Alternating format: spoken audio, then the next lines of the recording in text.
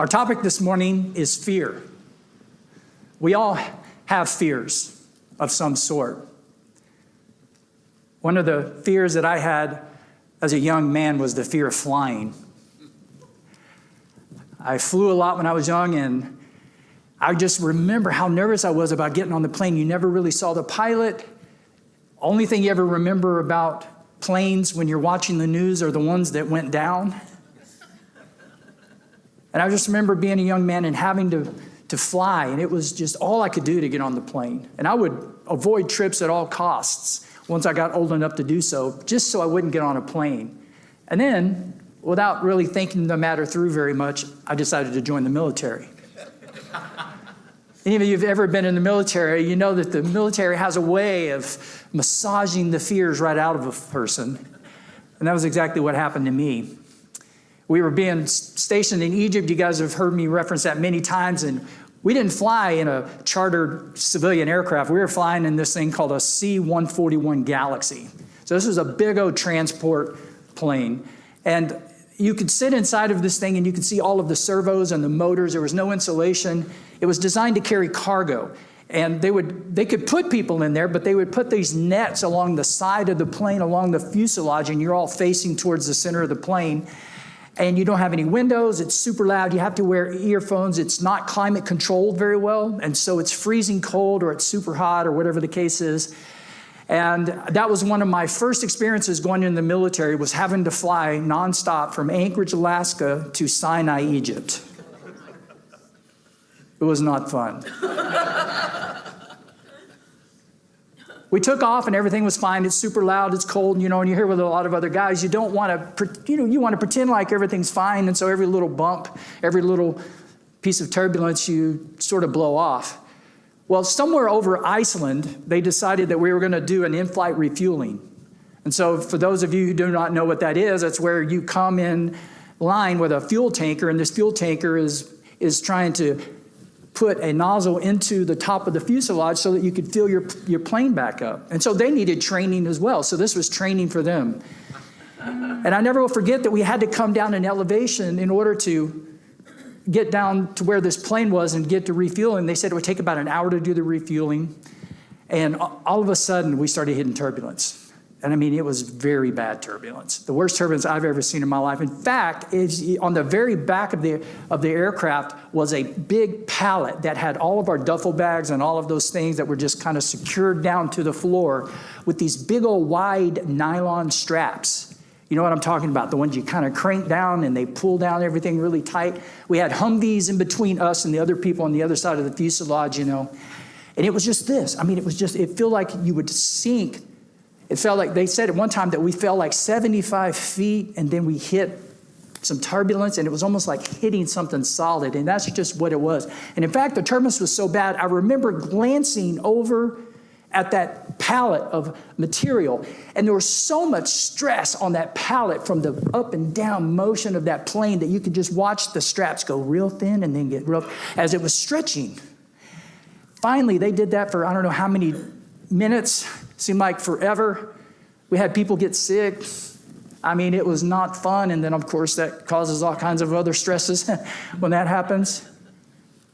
And then finally, they decided, well, we can't do it. The weather's too rough. And so we ended up landing in Reykjavik, Iceland. And we ended up getting refueled there, and everything was fine. After that, I don't care about flying. I guess that's what it takes, right? My wife has a fear of bugs. How many of you are afraid of snakes? Yep. How many are afraid of bugs? My wife's afraid of bugs. One time during Hurricane Ike, the lights were out. We were all laying down on the couch, and all of a sudden I just heard this blood-curdling scream. I flicked on the flashlight and everything else, and she was flinging her hair like this, And it was evidently one of those wood roaches had gotten in the house. They didn't want to be in the hurricane either. And it flew and got her in her hair. And I remember thinking, I'm not afraid of roaches. It's impossible for them to bite you. But, logic and emotions sometimes don't work that well. But all of us have fears, bugs, snakes, flying in airplanes. But one of the fears that we don't really talk about that much, and ones that all of us has experienced, and one of which that the Bible talks about continuously, is the fear of man. The fear of man. The Bible says it like this in Proverbs 29:25. He says, the fear of mankind is a snare, but the one who trusts in the Lord is protected. You can just think about that for a moment. All of the people in biblical history that were afraid of mankind got in trouble. Think of King Saul. Remember, King Saul was afraid of man. He was afraid that the troops are going to leave him. And he ended up making a sacrifice that was not authorized, and it cost him the kingdom. You guys remember that? You remember that time where he was supposed to execute Agag, the king, and he did not do so because he was afraid of what the troops would think about him wasting all of the material and all of the loot that was there. We have King Solomon, who had the fear of man. He wanted to have alliances with kings of other nations, and instead of trusting God, he would intermarry with all of these different kings in order to secure his interests because he didn't believe God. He was afraid that God wasn't going to be there for him, that God somehow was going to let him hang.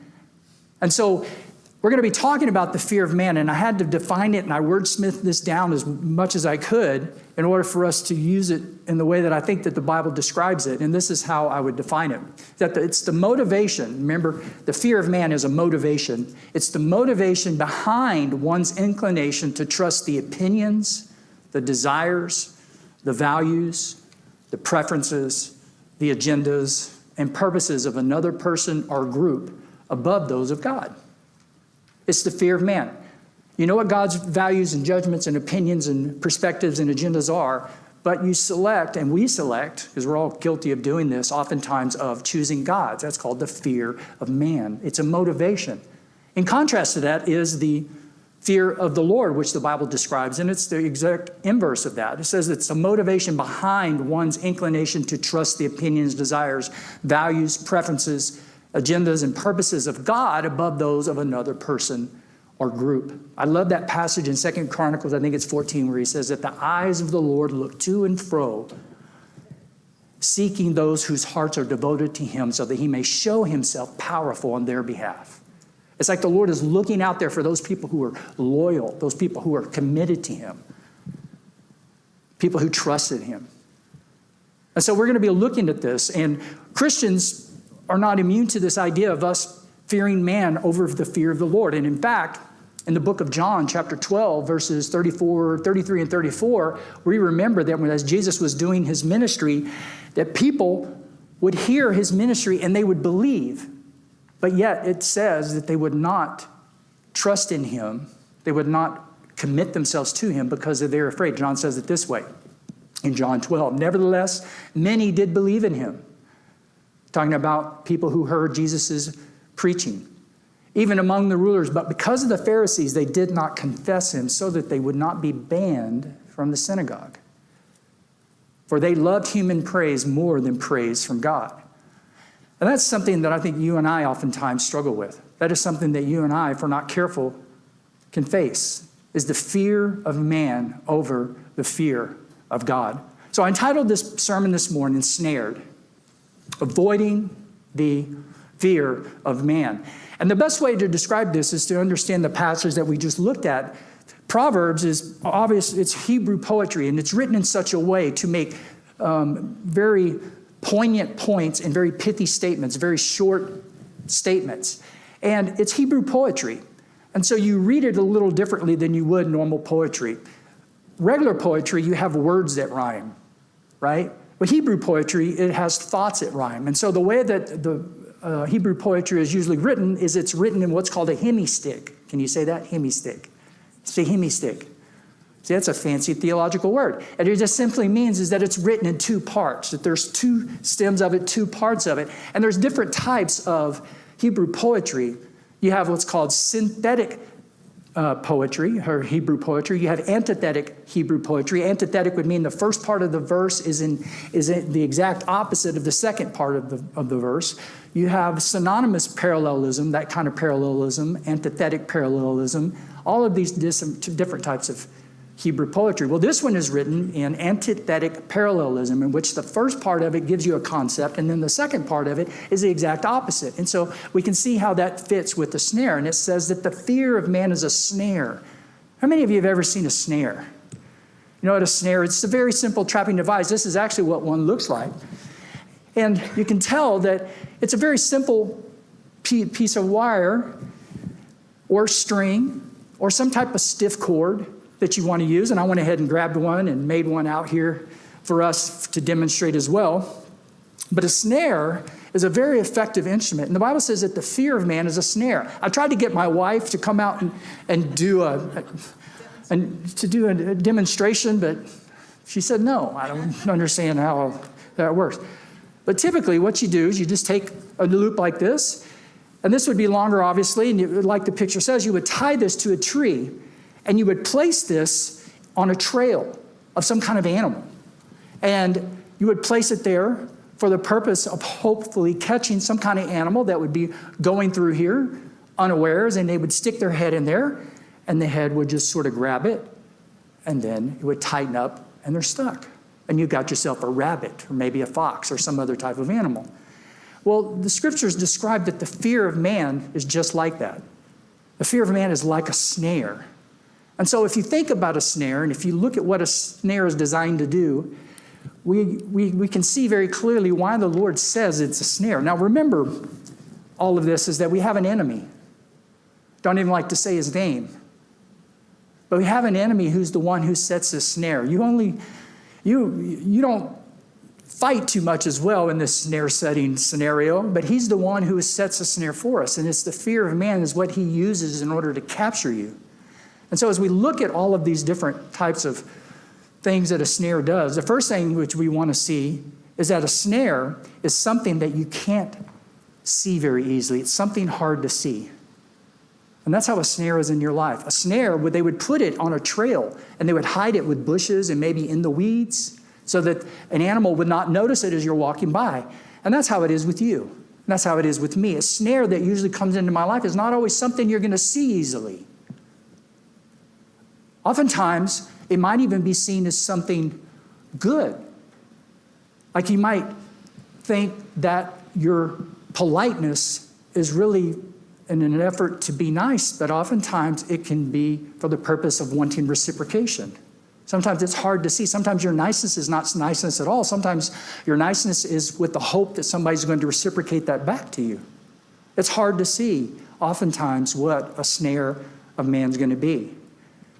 They're hard to see in your life. It's often hard to see, why is it that I want to acquiesce to some kind of, some type of thing that's an opposite to God? But they're often hard to see in your life. Oftentimes the fear of man is often, pushed off as I'm just being friendly, or I'm just being nice, or I'm just being loving. But oftentimes fear is oftentimes the cause of it. The second thing that we can see is that oftentimes the fear of man is on the path of a perceived need that you have. The fear of man will cause you to compromise your integrity or compromise the things of God because of some kind of perceived need that you think you have, such as a need for security. All of us have a need for security, but oftentimes when we look to other people to provide that security in opposition to God, we find ourselves compromising in order to get that security. Everybody needs a sense of significance in their life. But oftentimes if we're looking at people in order to get that significance, and if we cavitate, and if we want people to like us, and we want to cooperate, and we want to move with the flow, oftentimes those types of things are a perceived need that we think that we have. Sometimes I think that I need to be seen as competent. It's a perceived need that I think that I have. Sometimes I want you to think I'm smart. Sometimes I'll buy things in order to look a certain way. Sometimes, women, I don't know about you, but us guys sometimes struggle with it. It's a lot of the money that you spend in order to look attractive, but it may be money that you can't afford to spend. And so we find ourselves desiring the love and the admiration of others instead of for God. Oftentimes, we may date somebody because of the fact that we have a need for security. You may not be a believer, maybe some kind of other area in your life. And you find yourself compromising who you're going to date because of the fact that you have this need to be desired, or maybe you have this deadline that you need to be married. Or perhaps you want to be seen as successful, and so you end up spending money on things that you know the Lord doesn't want you to spend, that you just simply can't afford because of the fact that there is a perceived need that you have that's there, and that's how it snares us. Oftentimes we're going to compromise our convictions that we have about relationships. Sometimes we can compromise our convictions that we might have about our career and how to get ahead. Sometimes we can compromise our convictions about finances and all of these different things. So oftentimes the snare is often something that is perceived as a need. You need this more than to obey God. And all of us are subject to this, to be approved of, to be liked. And there's nothing wrong with those things. There's nothing wrong to be accepted. There's no wrong to think that you're nice and you're sweet and you're smart and all of these other things. But when it ever gets to the point to where in order for you to get it, you'll sin in order to get it, or sin when you don't get it, then that becomes a problem. When you violate the principles of God and the opinions and the perspectives and the agendas of other people begin to become more important than your convictions with God, then people-pleasing become a snare. And it becomes a snare in the path of your perceived needs. God is the one who's supposed to provide those needs. But oftentimes we look to people to do it. I need to be accepted. I need to be liked. I need to be loved. I need to be funny. I need to be secure. All of those things are areas in which you and I can get snared up in. We find ourselves oftentimes compromising in that way. Am I the only one that sees that? Also, too, the thing about mankind and the love for mankind and the way Satan does it is that the snare that you face is uniquely shaped for you. The snare that Al has may not be the same snare I have. The enemy may not use the same thing he uses to snare up Al that he uses me. It's uniquely fit for you. It's like these animals. You know, if you had an animal that was really low to the ground, you would place this down. That's what Satan does. He makes sure that snare is nice and easy for you to get down in there. And then he'll make it small enough and he might shape it. You know, if you're a rabbit, you might have a certain shape so that whenever it goes through, you know, and you do this through trial and error, you go hungry, you get creative on how to catch animals. But Satan does that for you. He knows you. He's been watching you walk. He's been watching you grow up your entire life. He's been watching me. He knows exactly the things that are in our life that snare us up. And so the snares that God allows Satan to use oftentimes in our life in order to train us, in order for us to learn to be dependent on you, is really uniquely shaped for you. It may not trap another person, but it will trap you. And Satan knows what that is. It might be a desire to be liked. It might be a desire for you to be seen as smart, so you'll throw that degree at the end of your name to make sure everybody knows that you went to college. Maybe it's some kind of other need that you have. Be very unique for each one of us. Another thing that the snare does is it makes us vulnerable. Vulnerable. An animal, when it gets caught up in a trap, it cannot leave. It cannot protect itself. It cannot find shelter, and it's vulnerable to all the other animals that are around.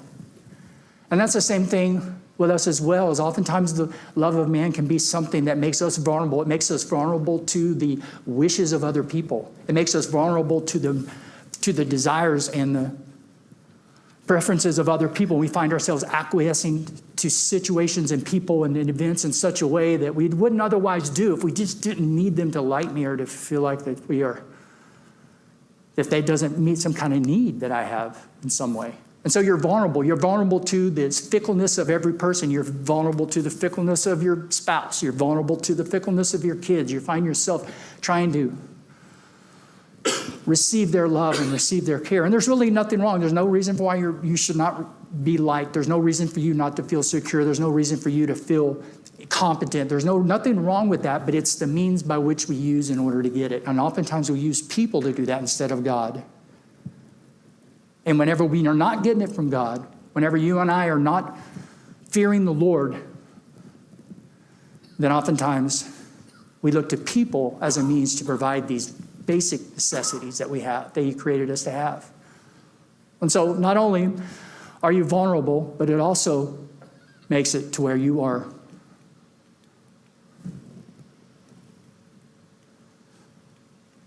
progress. It keeps you from making progress. I forgot what it was. Keeps you from making progress like an animal as well. As you're going down through a trial, you're going to your watering hole, or maybe you're going to your feed hole, and it keeps you from making progress as well. And I can't help but think about how that the fear of man keeps us from making progress as well, because we are strapped to the desires, the wishes, and the opinions of other people. Sometimes it'll cause us to be fake in a relationship that we really should be confronting in, but we'll be fake because of the fact that we cannot stand confrontation. We'd rather have harmony than to really get to the root issue of a matter.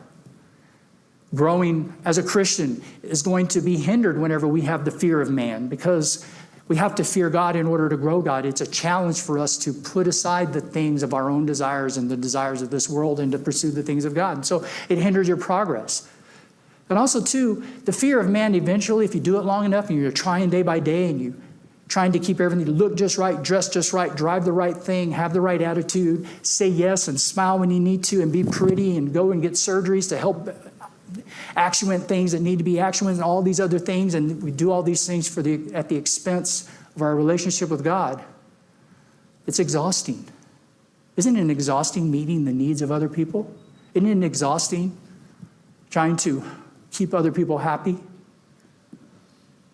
Trying to live the life that they expect you to live rather than the one God has called you to live? It keeps you from making progress. It's exhausting. And unfortunately, I don't know how many of you know it, oftentimes you have to be rescued. You can't rescue yourself from the fear of man. Just like a snare, oftentimes an animal gets themselves in such a bad bind that not only are they exhausted, they become weaker and they're unable to escape. And that's the same thing with the fear of man, is that it will often take somebody else to rescue you. And that's what God's doing. Sometimes God allows us to get to the end of our rope. He allows us to get to the end of ourselves. Sometimes he allows us to get to the end of our resources in order to live the way he calls us to live. He died for us. He lived for us. He wants us to have his opinions and his desires and his agendas. He wants us to have those things in the forefront of our mind, not the things of man. He wants us, oftentimes he allows us to fail. He allows us to go from relationship to relationship. He allows us to go from job to job. He allows our bank account to completely become deleted because of the fact is that we somehow feel like that we have to receive that from something other than God himself. The security or the comfort, whatever that is. It's a snare. It snares you up. It grabs you. It holds you just like any other regular snare would. And you have to be rescued. That's why the definition of God, the fear of God, is so important. Because instead you prioritize God's agenda, God's preferences, God's ways above man's. And so you find out that the Lord protects. He says that the fear of man is a snare, but the one who fears the Lord is what? Protected. The one who fears the Lord is protected. That word can also mean to be exalted or lifted up out of the way of harm. The fear of the Lord is our protection. The fear of man is fickle. The fear of man is always temporary. The fear of man is always going to be self-centered. The fear of man is always going to be something that's going to take us towards the things of the world instead of the things of God. And it's hard to see for us because oftentimes we can't recognize the fear of man. We sometimes think, well, we're just being nice, or we're just being helpful, or we're just being servants. But oftentimes it's because you need approval or you need to be accepted. As a pastor, that's something I struggle with, right? Imagine pastoring a church of 70 people or so, and I have to keep in mind I can't allow one or two persons to kind of dictate the direction of our church at the expense of everybody else. I have to say, okay, that is a concern. That is something that we need to do or not do. But the other issue is I have to keep my heart tender towards the Lord about why I'm doing it and what I'm doing it for. It's really easy between spouses. We saw that video at the opening of how the guy was just asking him if he wanted coffee, but he was so insecure about saying no and not one that they couldn't get anything done. Have you ever felt that way as well? So it is a real problem. But oftentimes, we need to recognize that the fear of man is never going to take us where we want to go. Now, God protects us. He protects our path. The Bible says that you and I, that he guides our path. Is that if we are following the Lord and not following man, that means our path is going to be sure. It doesn't mean that we're not going to have rough times on our path. It doesn't mean you're not going to have problems. It doesn't mean you're going to have rough patches in your marriage, or you're not going to have children that are not going to rebel. But the issue is that you're going to have your path, your overall path is going to lead towards good. It's going to lead towards God. It's going to lead towards him. God protects your heart as well. Whenever you fear the Lord, that protects your heart. The desires that you have are refined when you get into the habit of fearing the Lord. The things that you lust after are refined and they're redirected. The Lord protects your heart. The things that you want change. The things that you see as important change. You ask yourself when you go and you get dressed and you're wearing, if you're a guy and you're wearing the muscle shirt, and you go, why am I wearing this really? Well, for me, it wouldn't make much sense. But for some of you other guys, or a woman, it's like, why are you wearing that tight sweater really? What's the real reason for that? All of us have our affections and our desires that can be affected by that. It touches all areas of our life. And so God, fearing the Lord, we get to the point where I don't really care what you think. I want to do what God wants to do. And my heart begins to be attracted to those things. It also protects my identity. I know who I am. I don't need you to validate me. I don't need you to be the one who's going to give me my sense of security, because yes, I mean, I like security. I'd like for you to value me, and I'd like for you to like me. I would like for you to see me as respectful or competent or intelligent or handsome or whatever the case is. I like that, but I don't need it, see, because I have God to do it. He provides it for me. I have everything I need with God, and if you want to give it to me, great, but I don't have to have it. And so God protects your identity. You know who you are. You're not going to be to and fro with the whims of other people. It also protects your progress. God has a progress for you to walk in his righteousness, to walk in the ways of Christ. And so to fear the Lord is on the path of us following him. And the progress that we make may be slow at times and fast at times, but oftentimes the fear of the Lord brings progress to our relationship with him. And so I think it's a very effective analogy that he uses for the snare. The fear of man is a snare, but the person who trusts in the Lord is protected. The person who is trusted is protected. So the question is difficult. It's difficult oftentimes to see our heart, like the passage that was read earlier. The human heart is wicked. Who can know it? So one of the questions that you can ask yourself is, number one, is that you can't just turn this off and on. You can't just say, okay, I'm going to start fearing the Lord. Do that. Jesus was, in Matthew chapter 10, Jesus was talking to his disciples. And he said, don't fear men, but fear God. Don't fear one who can kill your body, but then after that can do nothing. But fear him who can kill your body and cast you into hell. So God says that the key to us beginning to fear the Lord is not to have no fear for man, because there is a certain appropriate amount of fear that we need to have for men.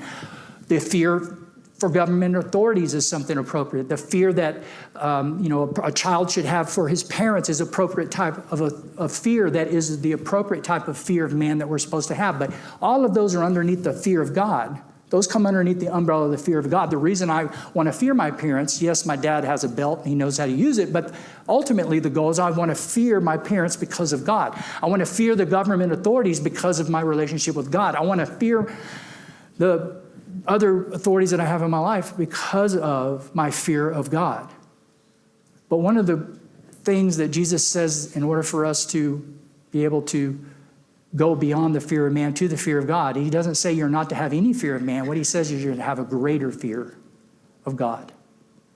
It's not that you don't have fears at all with people, but he says, don't fear the one who can kill you and then do nothing, but fear the one who can kill you and also send your body to hell. He's not telling the disciples in that passage that he's sending them to hell, but he's just saying, get it in perspective. We need to have a greater fear of God. I need to get to the point to where I have a greater fear about what God says than what man says. I need to have a greater fear about how God thinks I'm dressing than what other people think. I need to have a greater fear about what God says about my finances. Am I living as a steward or am I living as a consumer? I need to care about that more than I care about what people think. In my relationships, am I a good steward of my relationships, or do I fly off in rages and anger, and I do not fear that God is listening? Sometimes I'll counsel couples or even friends, and oftentimes they'll have arguments, and it's so easy for us to forget that during those relational conflicts that we often have, is that if you're in an argument with your spouse, and I know none of you had arguments with your spouse, but I've had an argument with my spouse before, so I'll use me as an example, is that, you can be in an argument with her and then the phone ring, you're all mad. Yes, I can't believe you did that and you said that, and the phone ring, hello, hi, how are you doing? Oh, hi, Pastor, how you doing, There's this idea is that we forget that God hears us. And I'm not trying to guilt us down here because we all do this, right? But God hears all the conversations we have with people. God hears all the things that we wouldn't want to be caught saying out loud. God hears those things. And oftentimes, we just don't care. Oftentimes, we will take shortcuts at our work. Sometimes we'll take shortcuts in our relationship because of the fact we feel like we can get away with it. But God says no. So the question is oftentimes, how do I know if what I'm doing is something that is genuinely in the fear of the Lord, or whether it's in the fear of man? Well, one of the ways that you can tell if what you're doing is the fear of the Lord or whether it's in the fear of man is how you respond when whatever you're doing is not reciprocated back. You're polite to your wife, and she doesn't appreciate it. Mine always does. I'm not saying she doesn't, but I'm just saying those of you who may have spouses where it's not always, or where you're not always appreciative of your spouse's deal, how do you respond? Do you get mad and offensive? Do you get angry? It might be the fact that you're not doing it for her, or you're not doing it for him. Or you're not doing it for him, you're doing it for him or her. And the only reason you're doing it is in order for them to reciprocate. And so I'll be nice to you as long as you're nice to me. If you're not nice to me, then, I'm not going to be nice back. But what happens whenever you do something nice for somebody and it's not reciprocated? Do you get upset? Do you get offended? It's one of those things, you shouldn't be doing it for them anyway. You're doing it for the Lord. You're doing it for them as well. But first, you're doing it for the Lord. And so whether they accept it or they don't accept it, it's really irrelevant. You're doing what's nice for the sake of the Lord. But if you're doing it in order for them to like you or to accept you or to reciprocation, then what happens is it's polluted. And it's probably because of the fear of man that you're doing it. You're desiring their desire. You're desiring their affirmation and all these other things. So what is your fear of man? What is your snare shaped like? What is it that every single time you go down the path, something seems to trip you up? What is yours? We all have one. Perhaps yours is, shame of letting other people know that you're a Christian. I know you guys are going to throw something at me here in a minute, but I was talking to Denise the other day, and I was like, I was just kind of thinking about the sermon. I said, what would it be? How would you be if I just was ashamed of you? How would you feel if I was ashamed of you? I didn't want to tell anybody about you. Whenever you were around me, I wanted to stay away from you. I didn't want to talk to you. I didn't want anybody to know I was married to you. How would you feel if that's how I was, is that I was married to you, but I didn't want to have anything to do with you? How would you feel? And she said, that would be super offensive. That would be so insulting to do that. And I'm just thinking, sometimes I do that with God. The other day I was in a restaurant and I was by myself, and I usually always pray for my meal. And usually I'm okay, but there was all these people around, and I was kind of in an environment to where I kind of looked up to some of these men, and I was going to pray, and there was a hesitation there. Anybody ever happen to somebody like that? Has that ever happened to you to where you're just kind of like, what are they going to think I'm praying? He's one of those spiritual guys. And it's one of those things that just hit me. It's like, man, he died for me. How dare I? So I couldn't just fake it. I had to, okay, Lord, forgive me for that. I prayed through it. I prayed and let the consequences fall where they may. But it was one in that simple moment to where just a small thing to pray, like I do every single meal I ever sit down in front of them, I'm praying for the Lord. And all of a sudden I get around some people that I kind of respected where I kind of looked up to and then I was kind of afraid. Doesn't that bother you? Does that ever happen to anybody else? It's happened to me. I hate that. That's so offensive to the Lord. He's so gracious and he's so loving in that. So as I was thinking about this applies to all of us. The love of man is a snare. It trips you up. But to fear the Lord, you are protected. So pray for me. Pray that the Lord would help me to be able to keep my eyes on him and watch the responses that you get whenever you're being nice or you're being polite or you're being giving or you're being sweet. And whenever you don't get what you thought you were going to get back in return, how do you respond? What is the initial response that you have in your heart and your life for that? Then you might have to struggle as well with the fear of man.